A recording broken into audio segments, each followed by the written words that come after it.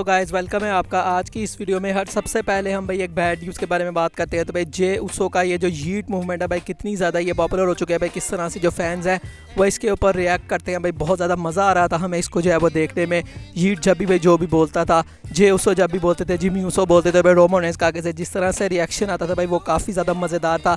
लेकिन भाई अब ये चीज़ नहीं होने वाली। तो भाई यीट के जो ट्रेडमार्क है भाई उसके ऊपर डब्ल्यूडब्ल्यूई कुछ प्रॉब्लम्स आ रही थी और अब भाई इसके बारे में एक रिपोर्ट सामने आई है कि भाई किसी और प्रमोशन का कोई सुपरस्टार है जिसका नाम है कैसी हुफमैन। तो भाई उसने 2021 में यीट को जो है वो ट्रेडमार्क करवा लिया था और उसकी वजह से अब जो जे उसो है भाई उनको लीगली जो है वो चीज़ अलाउ जो है वो अब नहीं है। तो अब भाई जो भी उनकी मर्चेंडाइज भी आई थी, उसके अलावा भाई जो भी वो ऑडियंस में भी जो है वो बात करते थे और खुद भी बार बार यीट कहते थे, तो अब भाई कुछ भी नहीं होने वाला। मतलब अब जो यीट है उसको कम्प्लीटली जो है वो डब्ल्यूडब्ल्यूई से रिमूव कर दिया गया है। अगली स्टोरी रे मिस्टीरियो से जुड़ी है और भाई रे मिस्टीरियो आज NXT के शो में अपीयर हुए जब डोमिनिक मिस्टीरियो का भाई जो इस वीक जो है वो NXT का डेडलाइन होने वाला है, वहाँ पर उनका वेस्ली के साथ मैच है।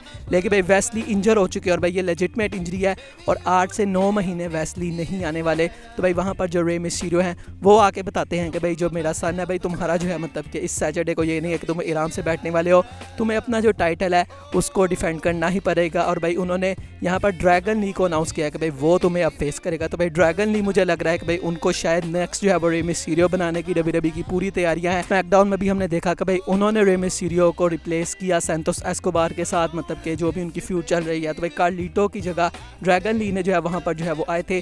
तो अब भाई उनका डोमिनिक मिस्टीरियो के साथ भी मैच होने वाला है for the NXT north American championship. अब क्या वो जीत पाएंगे वो चीज़ देखना इंटरेस्टिंग रहेगा, क्योंकि भाई मिस्टीरियो ने यह भी कहा कि भाई मैं उस मैच को जो है वो काफ़ी क्लोजली देखने वाला हूँ। उसके अलावा अगली दोस्तों अब हम स्टोरी की बात करें तो भाई अंकल हाउडी और एलेक्सा ब्लिस हमें बताया कि भाई अब वो मतलब कि फ्री हो चुके हैं और बहुत जल्द भाई वो आएंगी डब्ल्यूडब्ल्यूई के अंदर। तो भाई ऐसा बताया जा रहा है कि भाई अंकल हाउडी और एलेक्सा ब्लिस का जो रीयूनियन है वो डब्ल्यूडब्ल्यूई प्लान कर रही है। और भाई काफ़ी देर से हम ऐसी रिपोर्ट सुन रहे हैं कि भाई ब्रे वाइट को ट्रिब्यूट देने के लिए जो अंकल हाउडी हैं वो अपना रिटर्न करेंगे। और अब भाई फिर से ऐसी ही रिपोर्ट आई है कि अंकल हाउडी को डब्ल्यूडब्ल्यूई भूली नहीं है और अंकल हाउडी और एलेक्सा ब्लिस जब भी वापस आएंगे तो भाई इनकी कुछ ना कुछ हमें जो स्टोरी लाइन है वो ज़रूर दिखाई जाएगी। अगली स्टोरी डैनियल ब्रायन से जुड़े। भाई डैनियल ब्रायन काफ़ी मैं कहूँगा कि बदकिस्मत है। तो भाई AEW के कोलिजन की टेपिंग में आज फिर जो डैनियल ब्रायन है भाई उनको इंजरी हो चुकी है। तो भाई आई थिंक काफ़ी मतलब के दफ़ा हुआ ऐसा AEW में कि भाई वो बाहर हुआ, मतलब 2 से 3 बार मुझे ऐसा लगता है कि हो चुका है कि भाई डैनियल ब्रायन आते हैं और उसके बाद भाई इंजर हो जाते हैं, कभी 2 महीने कभी 3 महीने। तो इसी तरह भाई उनका जो मतलब कि चल रहा है करियर। और भाई काफ़ी लोग इसके बारे में ये भी बात करें कि भाई AEW काफ़ी ज़्यादा अनसेफ है, वहाँ पर भाई कोई भी वीकली मैच भी हो तो भाई इतना उसको हार्ड हिटिंग जो है वो कर दिया जाता है और उसकी वजह से जो भी सुपरस्टार्स हैं उनको बार बार जो है वो इंजरी का सामना करना पड़ता है। तो भाई अब आपको क्या लगता है, क्या वाकई AEW एक अनसेफ जगह है? आप मुझे कमेंट सेक्शन में बता सकते हैं। अगली स्टोरी CM पंक से जुड़ी है। भाई CM पंक की न्यू मर्चेंडाइज आ चुकी है। तो भाई जो उन्होंने कहा था मंडे नाइट रॉ में अपने पहले प्रोमो में हेल फ्रोजन ओवर, तो भाई उसी को डब्ल्यूडब्ल्यूई ने यहाँ पर भाई एक मर्चेंडाइज की जो है वो शक्ल में निकाल दिया है। तो भाई CM पंक वाकई भाई हेल फ्रोजन ओवर तो हो चुकी है। ये वो चीज़ है जो कि कभी भाई फैन ने एक्सपेक्ट नहीं की थी पास्ट ईयर में। भाई जिस तरह से जो CM पंक है उनका नाम जैसे ही भाई आता था तो भाई काफ़ी चीज़ें डब्ल्यूडब्ल्यूई को भी भाई सेंसर भी करती थी आवाज़ों को, और CM पंक भी भाई किस तरह से डब्ल्यूडब्ल्यूई के अगेंस्ट जो है वो बातें वगैरह करते थे।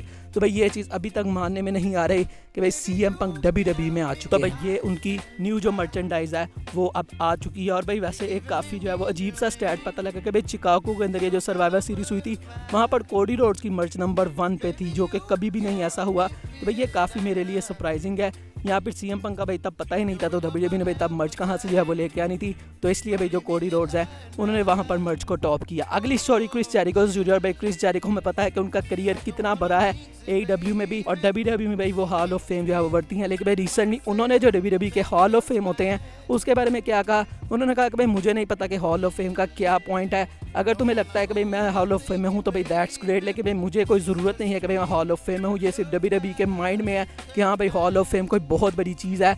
एक्चुअल में भाई ऐसा कुछ भी नहीं है। और भाई पूरे अपने जो 30 साल का करियर है उसको वहाँ पर जाकर हमें 5 मिनट के अंदर समराइज़ करना पड़ता है। तो भाई उन्होंने कहा कि भाई ये चीज़ मुझे तो जो है वो ज़रा भी पसंद नहीं है। तो भाई उन्होंने जो हॉल ऑफ फेम है उसको ज़रा सा भी एक्नॉलेज नहीं किया। अगली स्टोरी टोनी खान से जुड़ी है। भाई मैंने आपको कुछ दिनों पहले बताया था कि भाई रिक फ्लेयर ने किस तरह ट्वीट की थी कि वो फैंस को कह रहे थे कि भाई अगर तुम्हें मेरा आना पसंद नहीं है तो मैं चला जाता हूँ। लेकिन भाई अब जो टोनी खान है उन्होंने फैंस का जो है वो इसका जवाब दिया। उन्होंने कहा we are not paying Ric Flair, Ric Flair is essentially paying us, we are getting paid by Woo Energy for all his appearances, so we are collecting revenue from them. कि भाई उन्होंने कहा कि भाई रिक फ्लेयर है, हम उसको पैसे नहीं दे रहे, बल्कि जिस तरह से भाई उसकी पॉपुलैरिटी है और वो वू वू करता है आके, तो भाई एक्चुअल में वो हमें पे कर रहा है कि भाई हमें उसको देखने का मौका मिल रहा है AEW के अंदर। तो भाई अब आपका इसके बारे में क्या रिएक्शन है आप मुझे कमेंट सेक्शन में बता सकते हैं। अगली स्टोरी पैट मैकेफी से जुड़ी है।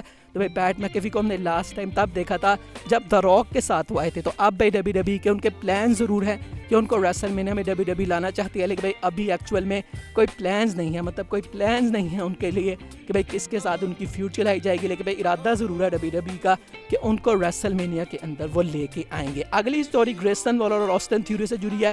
तो भाई इनकी जो टीम हम देख रहे हैं, तो भाई अब इसके बारे में कुछ इनसाइट्स पता लगी है कि भाई इस टीम को वैसे WWE ने भाई कुछ ज़्यादा देर बुक नहीं करना था, सिर्फ कुछ हफ्तों के लिए इनकी जो है वो टीम बनाई गई थी। लेकिन जिस तरह से फैंस रिएक्ट कर रहे हैं और भाई जिस तरह से ये दो यंग बंदों की टीम है, तो अब भाई WWE इसके ऊपर काफ़ी ज़्यादा इन्वेस्ट कर रही है और अब उनको ये टीम काफ़ी अच्छी लग रही है कि भाई दोनों यंग सुपरस्टार्स हैं, दोनों को भाई जो WWE के फैंस हैं उनकी तरफ से काफ़ी अच्छा रिएक्शन भी मिलता है। तो भाई अब इनकी जो टीम है वो आगे काफ़ी बढ़िया काम करने वाली है। आज की फाइनल स्टोरी की तरफ बढ़ते और भाई रैंडी ऑर्टन लोगन पॉल के इम्पल्सिव टीवी में आए थे और भाई यहाँ पर उन्होंने काफ़ी ज़्यादा जो है वो चीज़ें बताई। सबसे पहले उन्होंने भाई ट्रिपल एच के अंडर काम करने के बारे में बात की कि उन्होंने कहा कि भाई ट्रिपल एच और पहले और अब में ये फ़र्क है कि अब भाई जो फैमिलीज़ हैं उनके साथ हमें काफ़ी टाइम स्पेंड करने का मौका मिलता है। वो कहते हैं कि भाई पहले तो हम बर्थडेज भी जो है वो मिस कर देते थे, एनिवर्सरीज भी मिस कर देते थे, लेकिन भाई रिसेंटली ट्रिपल एच को जो भी उनको बताया कि भाई जो हार्ट का उनको मसला हुआ था, तो उसकी वजह से भाई उनको ये चीज़ पता लग चुकी है कि फैमिली की कितनी ज़्यादा इंपॉर्टेंस होती है आपकी ज़िंदगी में। तो अब भाई आपको कोई भी इवेंट इस तरह का आता है तो भाई अब आपको ज़्यादा जो है वो मुश्किलें नहीं होती और ट्रिपल एच आपको आराम से जो टाइम है वो ऑफ दे देता है। तो भाई ये उन्होंने कहा कि भाई ये सबसे बड़ी जो पॉजिटिव चीज़ है वो मैंने जो है वो देखी है ट्रिपल एच के इस पूरे मतलब के रेन के अंदर। और उसके अलावा भाई उन्होंने ये भी बात की कि भाई मैं WWE से कहीं भी नहीं जाने वाला। उन्होंने कहा कि मैं वही बंदा हूँ, मतलब मैं ऐसा बंदा हूँ जो कि कभी भी भाई जाने नहीं वाला और भाई वो जब भी जाता है तो बहुत जल्दी वापस आता है। उन्होंने कहा अदर दैन जॉन सीना, कि भाई जॉन सीना के अलावा मैं वो बंदा हूँ जो कि इस तरह का है। और उन्होंने कहा कि भाई मैं हॉलीवुड में नहीं जाने वाला, मैं वो चीज़ कर रहा हूँ जो कि मुझे पसंद है। मैं 8-18 महीने के जो है वो चला गया था, लेकिन भाई मैं यहाँ से कभी भी नहीं जाने वाला। It's almost like I got a second lease on my career, कि भाई ये जो मुझे मौका मिला है ये मुझे मेरी दूसरी ज़िंदगी मिली है, दूसरा करियर मिला है, तो ऐसा कुछ भी नहीं होने वाला कि भाई मैं WWE को कभी भी छोड़ के जाऊँगा। और उसके अलावा भाई उन्होंने एक काफ़ी जो है यहाँ पर उन्होंने एक हार्ट ब्रेकिंग चीज़ भी जो है वो कही और भाई यहाँ पर उन्होंने अपनी जो बॉडी की कंडीशन है उसके बारे में बात की। उन्होंने कहा कि भाई मेरी जो बॉडी की कंडीशन है वो बहुत ज़्यादा ख़राब हो गई थी और भाई मैं ज़रा सा भी उठता था तो मेरे जो पाँव है भाई उसके अंदर मतलब गर्द शुरू हो जाती थी, मेरे जो पाँव है वो भाई शूट करने लग जाते थे। और भाई मैं प्लेन के ऊपर चाहे बैठा हूँ भाई, चाहे मैं जो है वो सिर्फ आराम से बैठा ही हूँ, उसके बाद भी भाई मेरे जो पाँव हैं उनकी हालत काफ़ी ज़्यादा ख़राब थी। तो भाई यहाँ से जो रैंडी ऑर्टन है उन्होंने रिकवर किया था और हमने देखा भी था कि भाई कुछ रिपोर्ट्स भी आई थी कि भाई रैंडी ऑर्टन अब शायद दोबारा कभी भी रेसल नहीं करेंगे।